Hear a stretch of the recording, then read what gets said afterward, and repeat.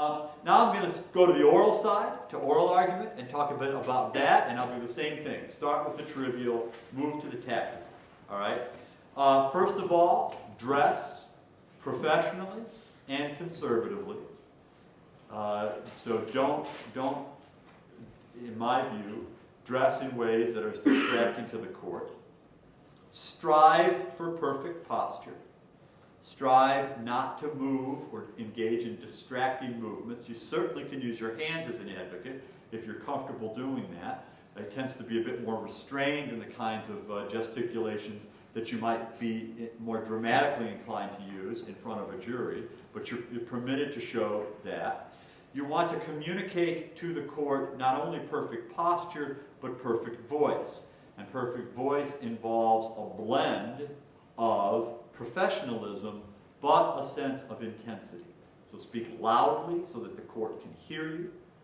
Sometimes there's a microphone. Typically today there is. Even so, don't make it a difficult thing for the judges to hear you.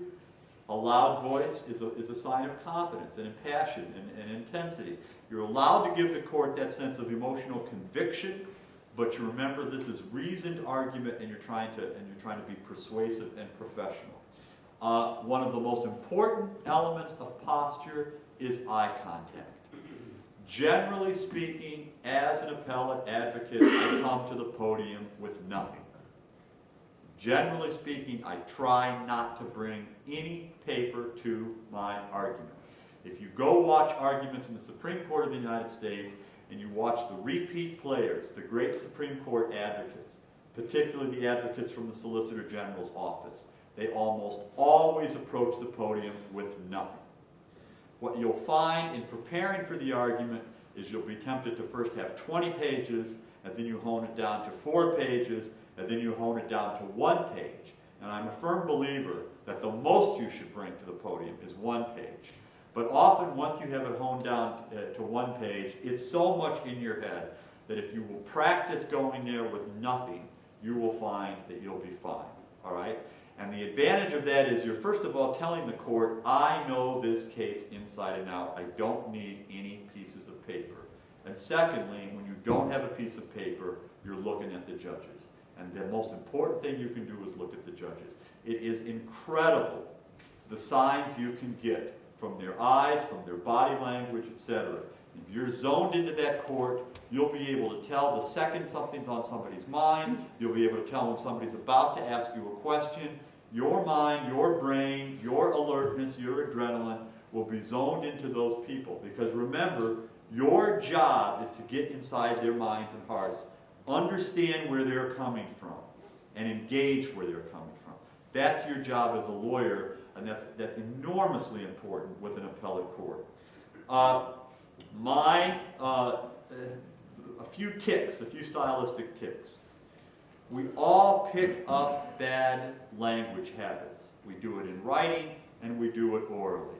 You have to try to train those bad habits out of yourself as an oral advocate. So many of us say ah or ah. It's very, very hard to train yourself out of that. The best orators in the country do it. President Obama does it occasionally. Try to train yourself not to do it. Even though the best orators still do, try to train yourself not to put those verbal pauses in. Silence is better than an ah or an ah.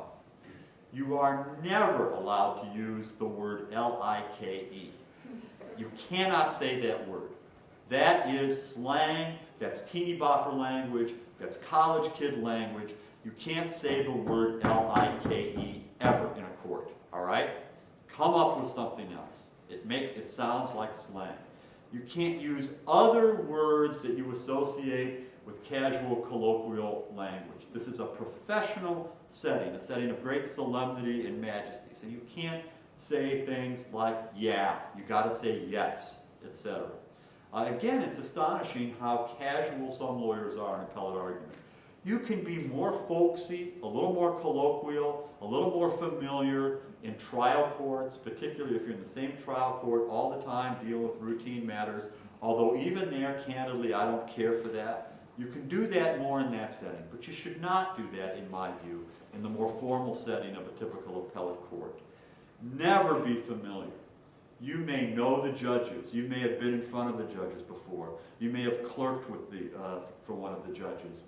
You never make a personal reference like that. So you would never say, well, as I remember Your Honor said back when I was a law clerk with you, and make some statement like that. That's inappropriate. You owe the court the respect of a professional distance, even though you may know the judge well. You may have gone to law school with the judge. You never, ever allow yourself to slip into that unprofessional familiarity. You don't need to ever give a citation to a case or to statutory authority. Don't use the little numbers. It's distracting, it's unimportant. Those things go in the written product, they're not part of the oral product. Of course, if the statute that you're dealing with is a number, you have to say it. If you're dealing with a problem under Section 1983, you'll say Section 1983. If there's a section of the tax code that has a number attached to it, of course, you say that. But I'm saying that you don't need authority in an oral argument. It's not necessary, and it only takes up time and is distracting. Stop instantly when a question is asked, and zone in on the question, and listen, listen, listen. Don't just hear, but listen. Try to pick up where the judge is coming from, where the justice is coming from, and answer forthrightly. Now, you will see seasoned, experienced advocates in the heart of a blistering oral argument sometimes fight to finish a sentence or conclude a point a little bit. It's almost impossible to resist that temptation. You should try.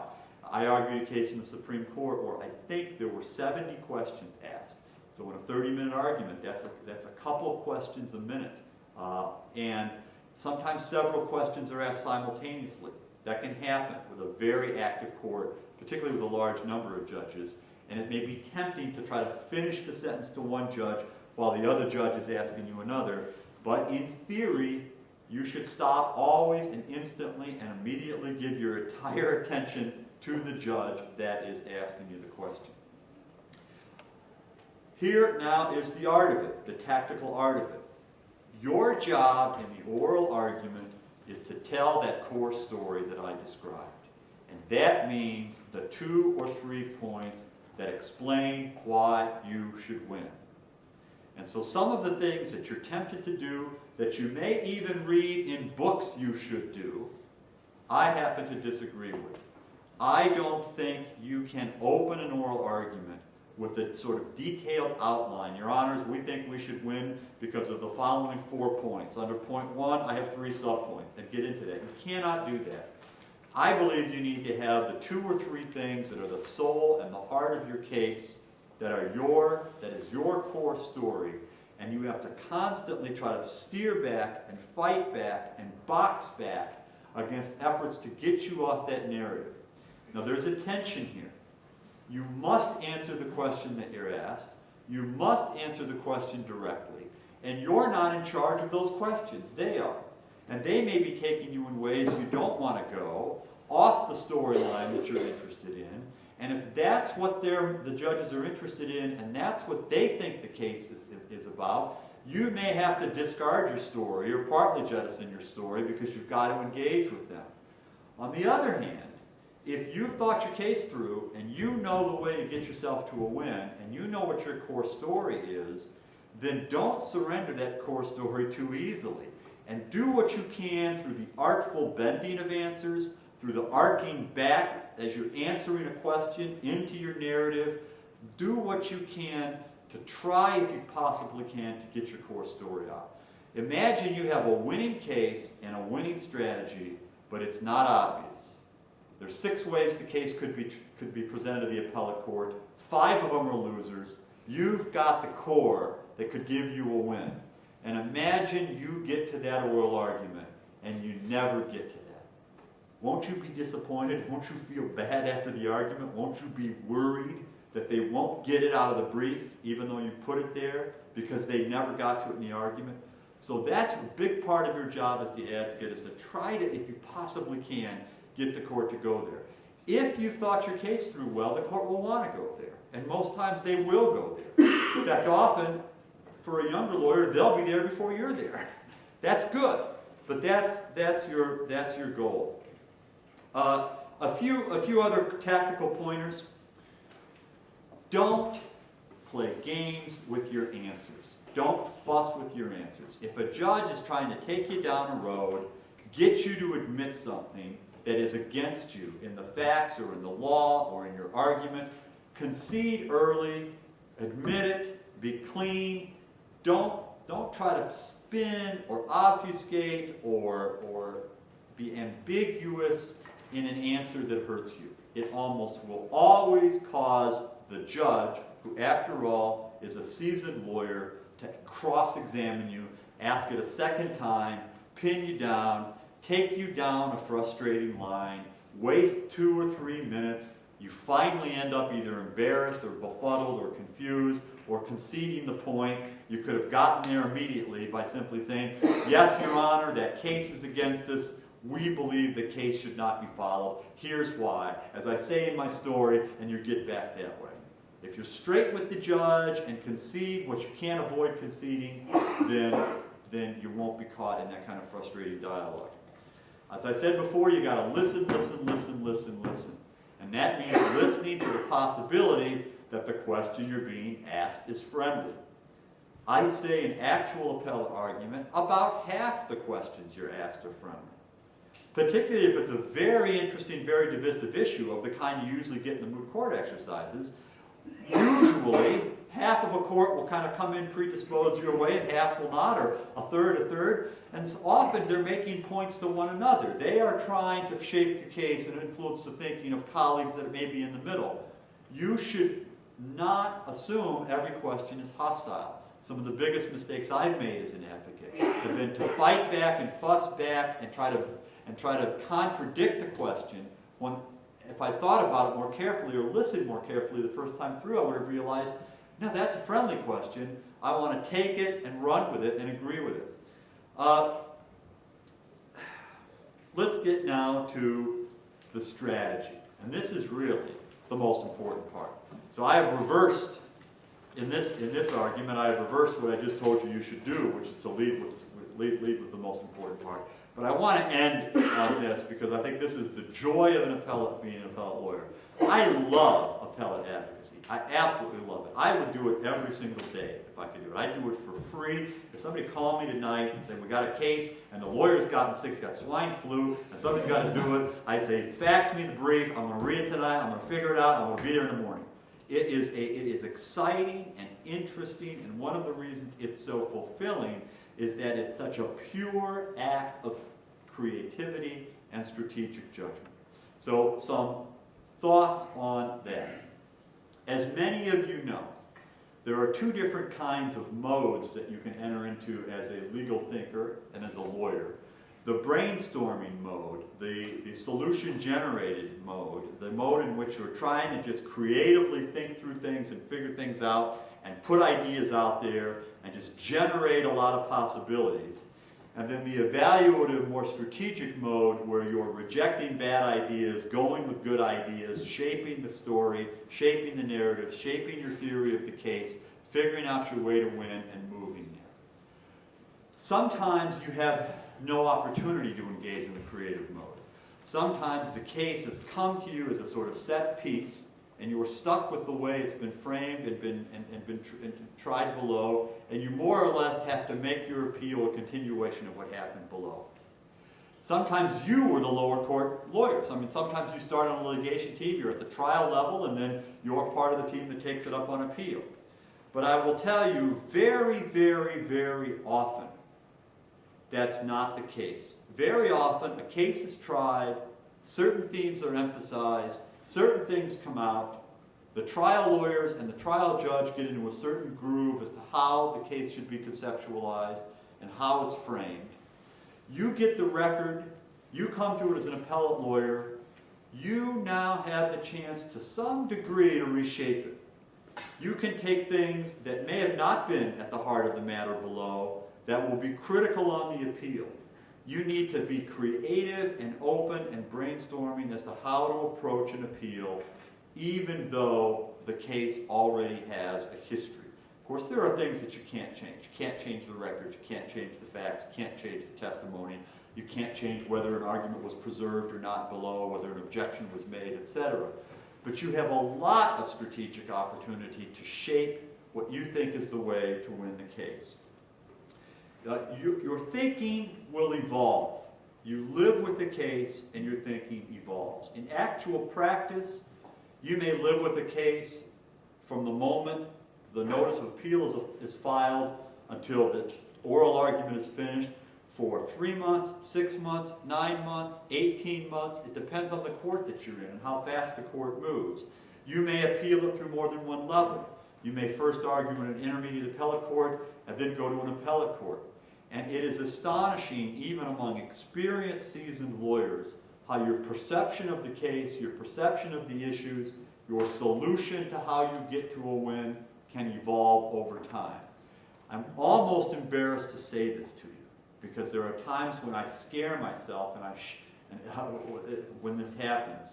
But several times in my life as an appellate lawyer, either I or the lawyer that I have worked with have come to the key solution to the case the night before or the afternoon before the oral argument. And you don't want that to happen if at all possible. You want that to happen the night before the brief is filed, because it's not good when you suddenly see a magical opening to a case and you hadn't briefed it before. But it happens. Now, normally you're covered. There are things in the brief that you can later sort of point to, so it's not like you're inventing an entirely new argument out of whole cloth. But sometimes the thing you will emphasize in the oral argument, the key to the story that's going to win the case for you, will appear in the pressure, the crucible of that diamond-making process, right? In which all your energies are focused in the adrenaline lead up to the oral argument.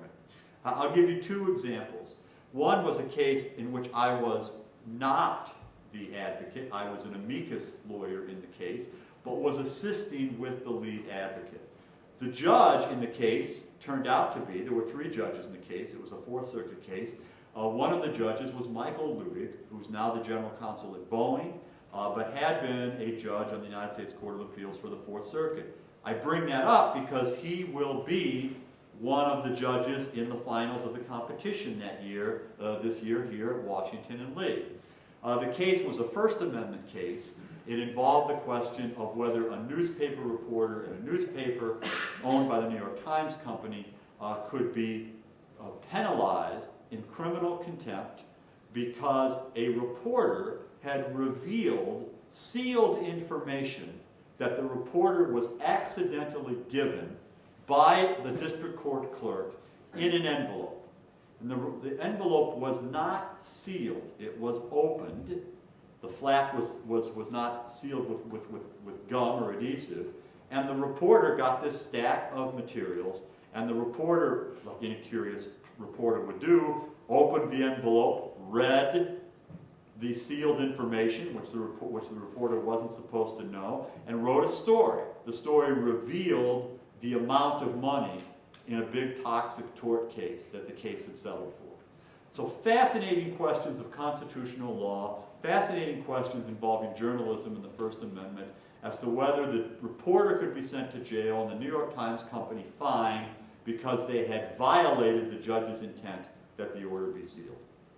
I was representing a group of journalists and news organizations on the side of the New York Times in that case. And I was prepared to argue, to write this brief about giant issues of constitutional law, giant issues of the contempt power, giant issues of leaks in our society, etc. And that's how we briefed the case. That's how the amici briefed the case. That's how the lawyer representing the New York Times briefed the case. Lawyer representing the New York Times is one of the best lawyers in the United States, Floyd Abrams, very famous First Amendment lawyer.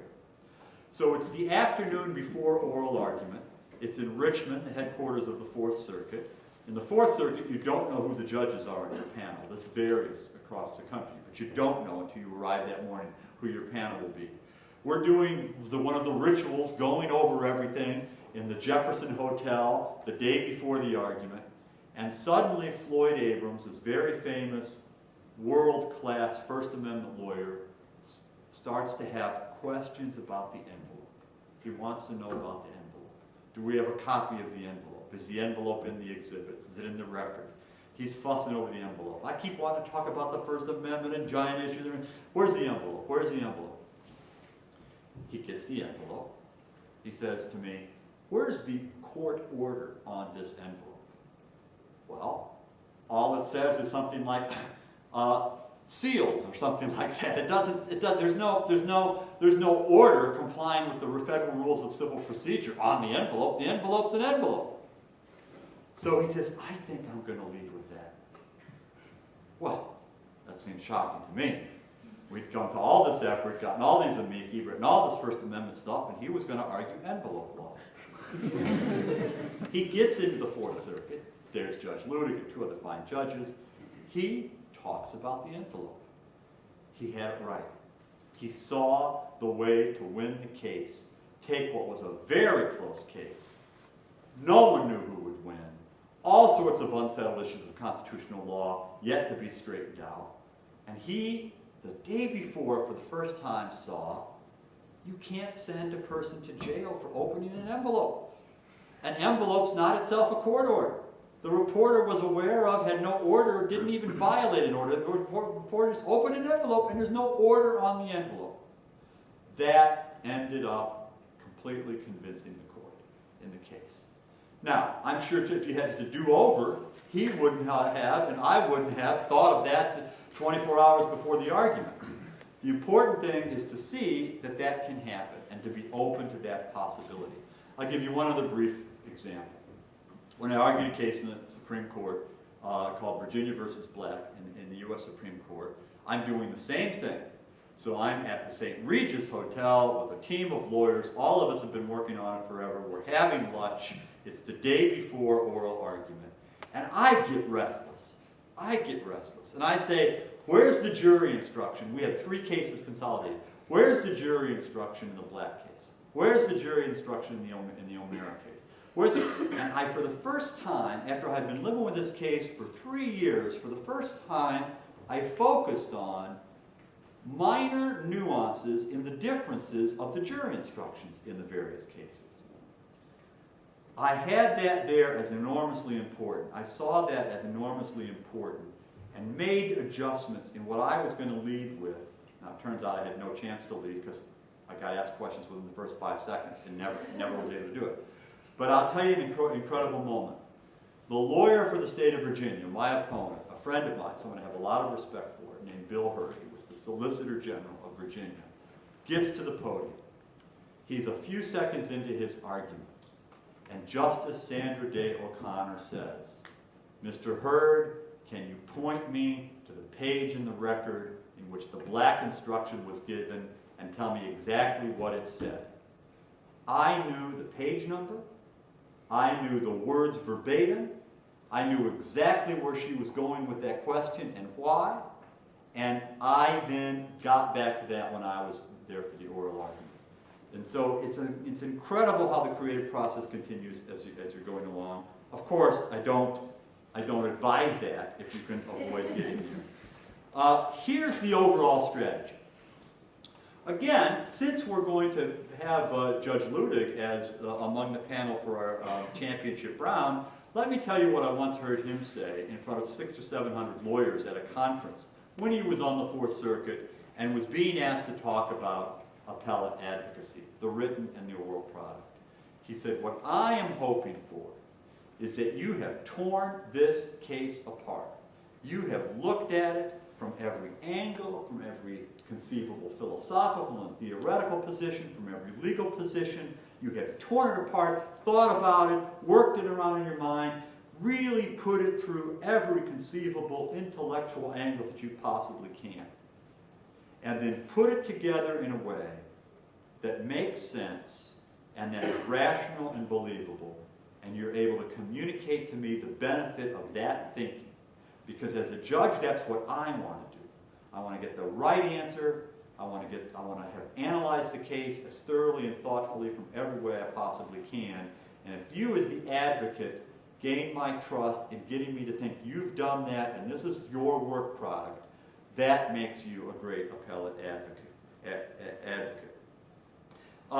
I do two things, and I'm almost done with this. I do two things in getting to that strategic goal. First thing I do is I say, is there a way that I can get a win? You know, sometimes as an appellate lawyer, your first blush impression of a case is that it is an absolute loser. You have no chance whatsoever. Sometimes you think you have a third chance, you have a 50% chance, whatever it is. But it's like a game of chess. You need to come up with ways in which you can win.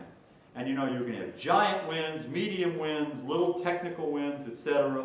But you need to think through the best way and the safest way to get to a win, or the various ways. There may be 2 or 3 ways that you can get to a win. And to figure out how to get to a win, you have to figure out what are the key things that if I convince this court are true, the key arguments, the key positions, that if I convince this court are true, the court has got to rule for me. All right? I then flip it. I then reverse it.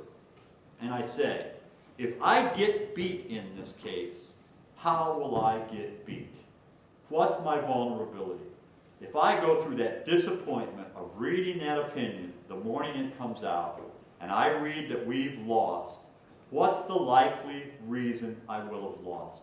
Or what are the various ways I could lose this case? So you know your offense and you know your defense. You know what you're trying to get to on the offensive side. You know what you're trying to defend against on the defensive side. And then you build it around there. Last pointers. In making the strategic argument, before I write my brief, I imagine the argument.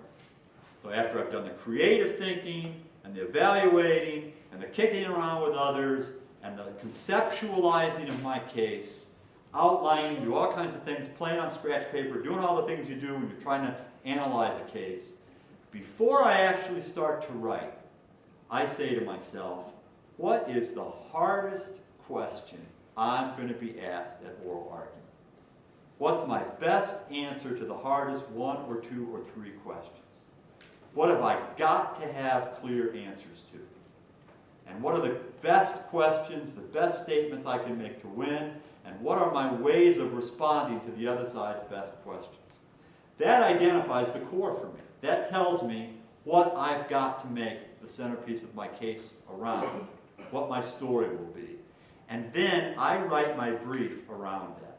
So I write my brief having already thought through what the oral argument's going to be like, and trying to make the brief then be the reinforcer with all the pretty authority and the nicely elegant headings and the clever turns of phrase and everything that I may not get to in the crucial of oral argument. Questions tend to scare you as a novice lawyer. They are your friends. The worst thing, in my view, that happens is you give your entire 15 minutes, which is the typical amount you're allotted in most American courts, or 30 minutes, as you may be allotted in other courts, and the judges never say anything. Particularly if you have an uphill case, particularly if you think you go into the case the underdog, you want a live court, you want to figure out what the heart of it is that's bothering those judges, and turn them around, and don't let go. I mean, be like a tenacious predator that won't let go of the prey. If you know that there's something bothering a judge, and it's the critical judge, and the judge is not convinced, hang on to that point, and hang on to that point until you've done something to cast at least some doubt in the judge that that's the right answer. All right? Now, you know, you tend often, in preparing, to try to think of 100 questions you could be asked, right? My view is try to have beautiful, clean, thoughtful, clear, crisp answers to the most important 3 or 4 questions, and then range to the next 7 or 8, and then think of a few offbeat, goofy things that might distract, that the other side may have raised, or might distract somebody and have answers to it.